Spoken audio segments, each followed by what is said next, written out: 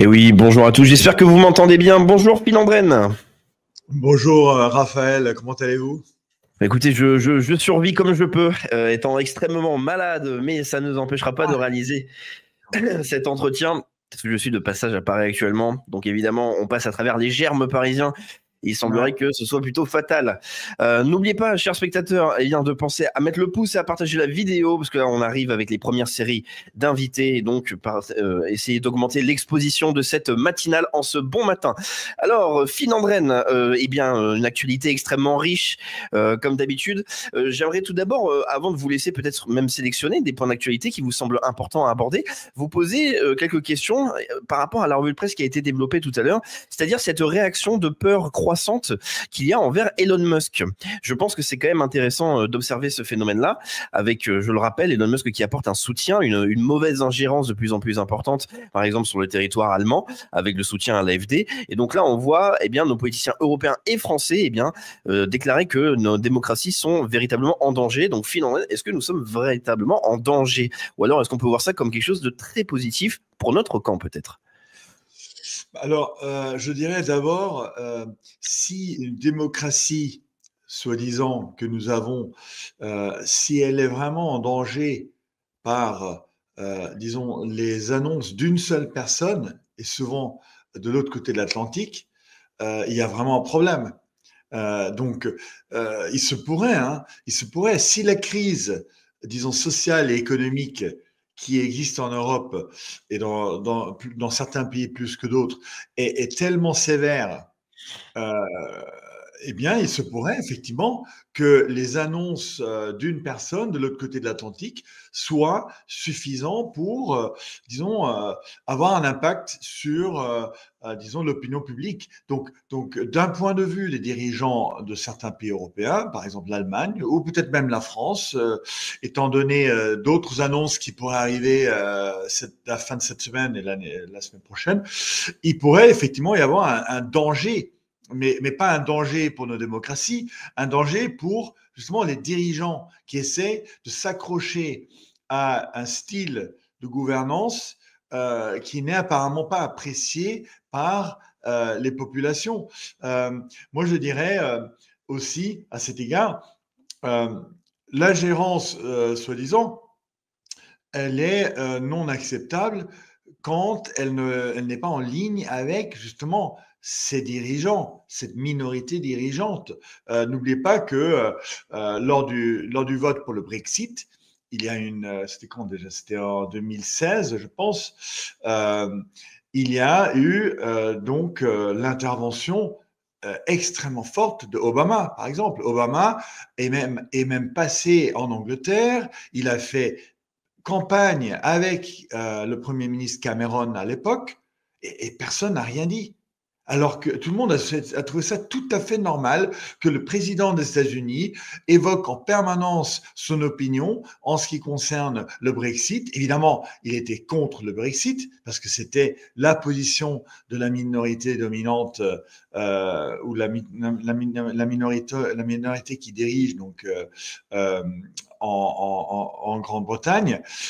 Donc voilà, mais ensuite, maintenant que Musk et peut-être certains d'autres expriment des idées ou des opinions, mais d'une manière beaucoup plus faible en réalité que ce que faisait Obama à l'époque, là, tout d'un coup, ça devient inacceptable, ça devient une ingérence et ça devient une atteinte à la démocratie. Mais donc, je dirais, d'une part, c'est une espèce d'hypocrisie, un poids de mesure, parce que Obama, c'est pas le seul exemple. Il y a eu plein d'autres exemples et on n'en pense même pas. On réfléchit même pas. On fait même pas la comparaison parce qu'on est tellement habitué à avoir une ingérence de la part de dirigeants, d'autres dirigeants européens dans un pays, ou bien de dirigeants américains dans les pays européens, c'est seconde nature. On en pense, on ne sait même pas on prend pour argent compté qu'effectivement, ils vont essayer de peser sur la balance. Il suffit de regarder aussi,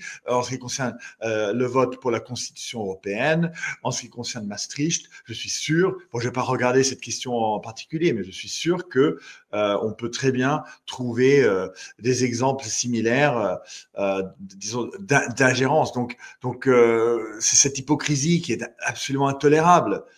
Et deuxièmement, je dirais, donc, ça c'est quand même très intéressant, c'est que si on pense réellement que la voix d'un seul homme puisse avoir un impact sur la stabilité politique d'un pays entier, on a des sérieux problèmes. C'est peut-être le cas. Nous avons peut-être des sérieux problèmes politiques. Mais si nous avons des sérieux problèmes politiques, c'est dû justement à une politique menée par les dirigeants européens qui va complètement à l'encontre des lois économiques, complètement à l'encontre de la croissance, complètement à l'encontre du développement du monde en réalité. Il suffit de voir ce qui se passe dans l'AI, dans la robotique, dans le cloud. L'Europe est, disons, en retard sur tous les domaines. Il suffit également, voilà, donc c'est un petit peu, ce serait un petit peu mes commentaires. Eh bien, merci pour ces commentaires. Et c'est vrai que ça permet de planter quand même un décor qui se construit de manière plus vaste et de manière plus inquiétante quand même à l'échelle européenne, c'est-à-dire quand même les effets de la politique de Donald Trump. Parce que depuis que Trump est arrivé au pouvoir, on voit ce que c'est quand même un président déterminé. On rappelle tous les executive orders qu'il a pu signer pour mettre en place son programme. Quel est votre regard, Philandrène, sur les premières décisions politiques de Donald Trump? Alors, il y a beaucoup de sujets qui seraient à évoquer. Le premier, à mon avis, serait la première question, ou en tout cas j'aimerais avoir votre avis, c'est peut-être sur le sujet du Groenland pour commencer à prendre un peu plus de distance avec l'Europe. Que pensez-vous de la velléité de Donald Trump à vouloir récupérer le Groenland et surtout des négociations, de l'appel qu'il y a eu et qui s'est très mal passé avec le ministre danois? Oui, alors il faut rappeler aussi aux Européens, aux Français, que les décrets et les décisions les plus importantes de la nouvelle administration Trump concerne quand même la politique intérieure américaine, avec des impacts déjà très notables sur l'administration américaine, sur la frontière, sur la déportation d'immigrés ou d'immigrés illégaux ou criminels. Donc l'impact pour les Américains va se voir très fortement dès maintenant sur le changement de l'administration à Washington et tous ces décrets qui concernent réellement la politique intérieure américaine. Donc ça, c'est la première chose à dire. Donc en fait, ensuite, ayant dit ça, effectivement, il y a des impacts qui commencent à arriver, mais c'est plus au niveau, je dirais, de la communication pour l'instant. Et on voit bien que, évidemment, les États-Unis étant le pays le plus puissant du monde, il suffit que Trump ouvre sa bouche dans une direction et pour prononcer des idées dans un sens ou dans l'autre, que cela rend tout le monde très inquiet. Et là, je dirais que, tout d'abord, les gouvernements européens ont déjà connu 4 ans de Trump. Donc effectivement, nous avons un Trump qui est un peu plus déchaîné cette fois-ci. Il est plus expérimenté. Disons, il a plus de capital politique aussi, parce qu'il a gagné avec une marge très significative. Il y a un entourage aussi qui a changé, c'est-à-dire que son entourage, le cabinet qu'il a aujourd'hui, c'est une équipe complètement différente, plus complète même, on pourrait dire. C'est ça. Ensuite, il faudrait qu'il y ait des confirmations pour Trump. C'est très important pour lui qu'il y ait des confirmations. Maintenant, le directeur du FBI, Kash Patel, qui doit passer devant le Sénat. Il y a Tulsi Gabbard qui va prendre la direction du renseignement, qui doit passer également devant le Sénat. Il y a Robert F. Kennedy Jr. qui va donc être le nouveau ministre de la Santé, on peut dire, très important aussi pour la santé des Américains, qui est en dégradation. Donc ces 3 personnes-là, pour moi, sont vraiment clés dans son administration. Elles ne sont pas confirmées encore, et ces 3 personnes vont passer devant le Sénat dans les jours qui viennent. Donc ça va être clé. On sait très bien que lors, par exemple, de la nomination de Monsieur Hegseth, qui est le nouveau ministre de la Défense, même les républicains au Sénat ont voté contre lui. Il faut voir que il y avait vraiment un vote à 50-50 pour et contre Hegseth, et ce n'est que la voix du nouveau vice-président américain Vance, en tant que président du Sénat, qui a fait la différence, qui a pesé en faveur de Hegseth à 51-50. Donc, c'est passé avec beaucoup de justesse, et on peut imaginer que des personnes comme Tulsi Gabbard, Robert F. Kennedy et Kash Patel pour le FBI sont des personnes qui peut-être sont encore plus controversielles. Et donc, voilà, on va voir. Ce serait dommage pour l'administration Trump si une ou plusieurs de ces personnes ne soient pas confirmées. Et ça va quand même beaucoup changer. Si c'est le cas, ça changerait quand même beaucoup la teneur de l'administration Trump, mais nous verrons dans les prochains jours. Mais ce que je trouve quand même assez impressionnant, c'est ce manque de préparation des dirigeants européens pour revenir un petit peu à la situation qui nous concerne, nous, la politique extérieure. Les dirigeants européens, d'une part, ils ont pesé très ouvertement, et on parle d'ingérence à nouveau, hein, mais dans l'autre sens. Donc là, il n'y a aucun souci. Il y a une ingérence, du moins d'un point de vue vocal, très fort de la part des leaders européens en faveur de Biden. Donc, je pense que les dirigeants européens ne voient pas eux-mêmes leur propre, disons, contradiction, puisqu'ils étaient en permanence en train de parler très ouvertement en faveur de Biden, y compris la presse. Et maintenant, quand on a une personne, Elon Musk, qui parle en faveur d'un parti en Allemagne, tout d'un coup, c'est une attaque à la démocratie. C'est comme tellement énorme. La situation est tellement énorme qu'on se pince pour savoir si on ne rêve pas. Et je pense que normalement, les Français et les Européens ne sont pas dupes. Ils ne sont pas dupes. Ils comprennent bien. Il y a quelque chose qui ne va pas là. Donc on comprend bien que la position de Elon Musk n'est tout simplement pas appréciée, tout simplement parce qu'il donne son soutien à un parti qui doit donc entre guillemets, hein, qui doit être écarté du pouvoir à tout prix.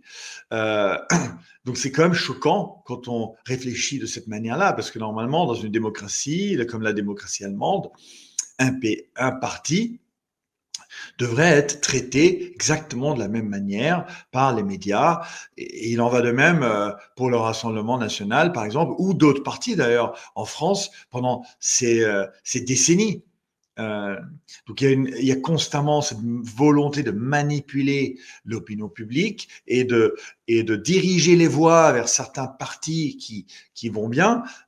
Il faut juste qu'on soit conscient que c'est le cas. Ça a toujours été le cas, et maintenant avec les réseaux sociaux et surtout avec X, ça devient de plus en plus visible. Mais il faut voir que ce n'est pas nouveau, ça a toujours été le cas depuis la naissance. Alors visible, cher Phil, d'accord, mais une question toute simple peut-être pour nos spectateurs qui ne connaîtraient pas forcément la situation politique en Allemagne. Depuis l'apparition du soutien ouvert et clair d'Elon Musk envers l'AfD, qui a quand même expliqué qu'il n'y a que l'AfD qui peut sauver l'Allemagne, est-ce qu'on a vu un changement en termes de sondage? Est-ce que il y a des élections qui auront lieu donc en février? Est-ce qu'on peut espérer, quand je dis espérer, c'est ce qu'on observe une véritable augmentation de la popularité de l'AfD? Est-ce qu'il y a un véritable effet dans le réel? Parce que ça, c'est toujours aussi le point sur lequel il faut faire attention, c'est entre l'euphorie virtuelle et la réalité électorale qui peut souvent être différente, je pense. Oui, alors j'ai vu dans les sondages que l'AfD continue à monter, mais ils sont aujourd'hui dans les opinions le parti le plus grand, où ils sont à peu près identiques au CDU, mais ensuite, est-ce qu'il faut attribuer cette hausse, cette popularité de l'AfD à Elon Musk? C'est très difficile à dire.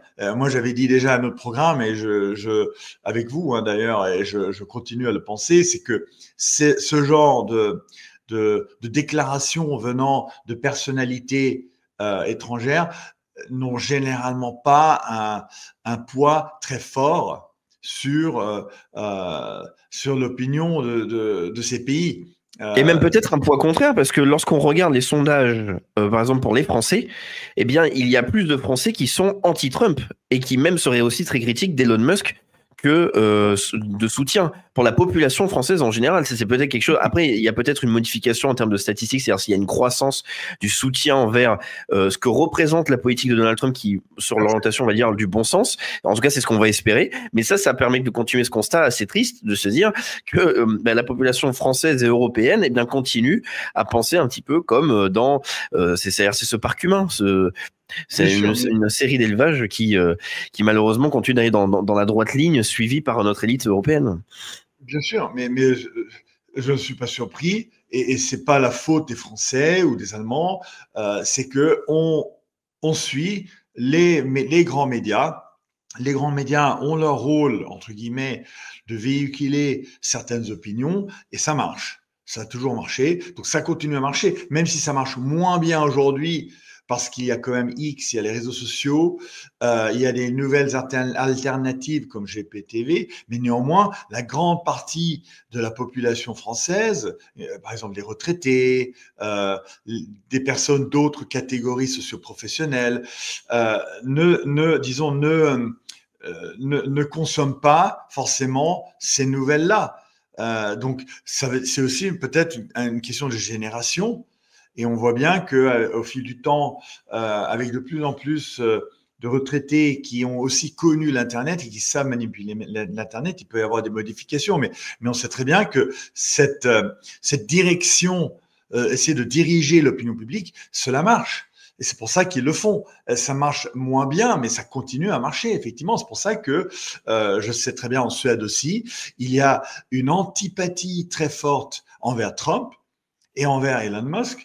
Mais tout simplement parce que c'est ce que les grands médias, les journaux, les chaînes de télévision ont dit qu'il fallait penser. Il faut penser ça, donc on pense ça. C'est la bien-pensance qui est ensuite, copiée, dans les cercles sociaux, à Paris, à Stockholm, à Berlin. Il faut penser d'une certaine manière. Et voilà. Donc ça, c'est tout à fait un phénomène normal et naturel quand on a des médias qui sont tellement alignés sur une certaine position. Mais donc, pour revenir à la réaction européenne, effectivement, on voit aussi l'inexpérience et le manque de professionnalisme de cette classe dirigeante européenne et on est abasourdi presque parce que on commet une faute après l'autre. Ce sont des fautes de com, des fautes de positionnement politique parce que juste parce qu'on est le Danemark, ça ne veut pas dire qu'on a zéro carte à jouer. Si on avait zéro carte à jouer, et bien dans ce cas, il suffirait tout simplement pour les sociétés américaines de commencer à s'installer au Groenland. Ce n'est pas le cas. Trump doit passer, il est obligé de passer par Copenhague, du moins dans ses appels téléphoniques. Et il a été très agacé quand il n'a pas eu de la part de Copenhague un oui résonnant. Donc, ça veut bien dire que politiquement, même le Danemark, qui est un petit pays, a des cartes à jouer, mais ensuite il faut les jouer de la meilleure manière possible. Je dis souvent que les États-Unis ont les meilleures cartes, mais ils les jouent souvent très mal.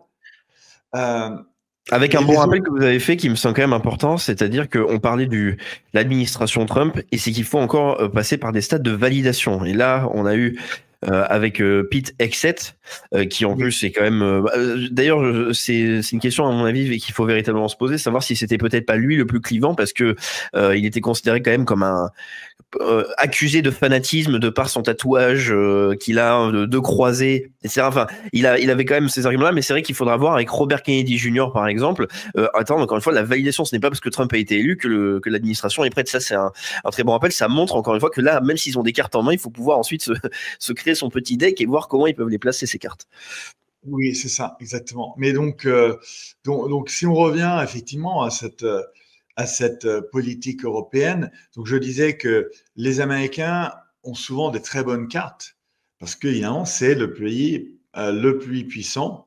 Ça reste le pays le plus puissant géopolitiquement, mais ils jouent souvent leurs cartes très mal, ou ils les jouent dans un sens qui va favoriser le complexe militaro-industriel des États-Unis, et donc qui va peut-être endommager légèrement sa position géopolitique, ça va endommager la position des États-Unis, ça va endommager la caisse des États-Unis, hein, parce que ça va coûter très très cher, mais il va y avoir quand même certains secteurs qui vont en profiter. Mais pour continuer la métaphore, en fait, les Danois, ils avaient des cartes, ou ils ont encore des cartes à jouer, mais jusqu'à présent, ils ne les jouent pas particulièrement bien.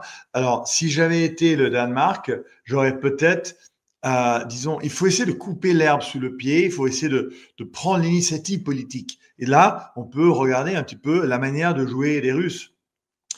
Le Danemark aurait pu très bien, par exemple, dire on va immédiatement on va immédiatement organiser un référendum sur le futur du Groenland dans 6 mois. Et là, tout d'un coup, les Américains ne peuvent plus rien dire. Parce que là, on donne la légitimité démocratique au peuple du Groenland, mais en même temps, ça donne évidemment la possibilité au Danemark de faire de montrer aux électeurs, aux quelques électeurs, j'imagine qu'il va y avoir 30 ou 40 000 maximum électeurs là-bas, mais de leur montrer, peut-être même personnellement, parce que voilà, ils connaissent le terrain, ils connaissent la langue, ils ont tous les accès, et ça aurait pu permettre évidemment au Danemark de s'organiser en avance de phase, d'aller là-bas et de préparer le terrain, de montrer aussi que le Groenland a tout intérêt, et je le pense sincèrement, a tout intérêt à rester, disons, sous la tutelle et sous le budget danois. J'ai pas du tout vu. Je peux très bien voir un Groenland qui peut être complètement transformé, peut-être pas dans le sens positif, par une présence américaine accrue. Donc ça, c'est la première chose, mais il y a rien eu de cela. Il y a eu la panique à Copenhague. Ils ont tout simplement été paralysés. Ils ont attendu l'appel de Trump qui les a grondés. Grosso modo, c'est ce qui s'est passé. Trump a grondé le Premier ministre Mette Frederiksen, et apparemment, selon le Financial Times, la conversation a été un désastre, selon donc les conseillers même qui étaient présents. Et il y a eu des échanges verbaux extrêmement forts. Et en fait, la conversation a eu lieu déjà il y a pas mal de jours. L'article a mis beaucoup de temps à sortir, et même Copenhague n'a à peine communiqué sur la question. Donc, il fallait prendre le devant aussi d'un point de vue de la communication. Et ensuite, évidemment, l'autre chose à faire, après des communications américaines qui étaient clairement perçues comme des menaces, il fallait évidemment utiliser la France pour convoquer immédiatement une réunion au niveau du Conseil de sécurité des Nations Unies pour en débattre. Et même s'il n'y aura aucune décision, évidemment, il n'y aura aucune décision parce que les États-Unis sont là, ils ont un veto. Et les Britanniques, ils pourraient très bien voter du côté des Américains.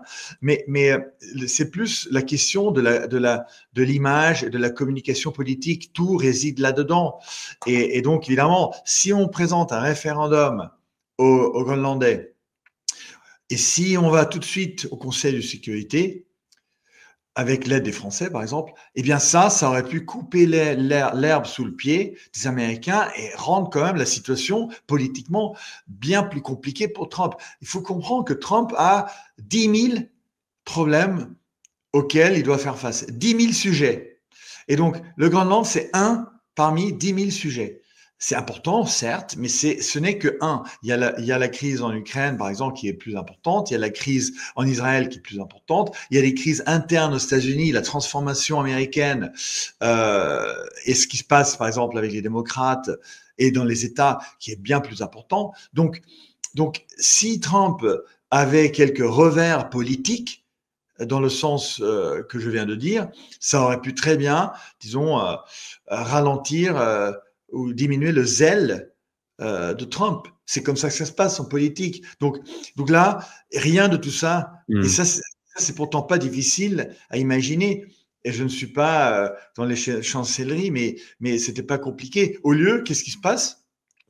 Mette Frederiksen voyage à Paris, converse avec Emmanuel Macron, et ensuite, il y a donc le ministre des Affaires étrangères, M. Barrot, qui annonce que la France réfléchit à l'envoi de troupes françaises au Groenland.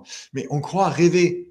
Et dans la même phrase, il dit « Ah, mais de toute façon, ils ne serviront à rien parce que l'Union européenne n'est jamais attaquée de toute façon. » Mais et ce n'était pas ce qu'ils étaient en train de dire pendant des années, que Poutine allait bientôt attaquer l'Union européenne? Alerte Info. Géopolitique profonde prend sa place dans le paysage médiatique français. Bonsoir à tous, vous êtes sur Géopolitique profonde, la chaîne qui est là pour remplacer les médias subventionnés. On investit maintenant la rue. Et on veut vous entendre. Le gouvernement de M. Macron nous a obligés et nous a enfermés chez nous. Mais on a besoin de votre soutien. Alors cliquez sur le bouton j'aime pour nous soutenir.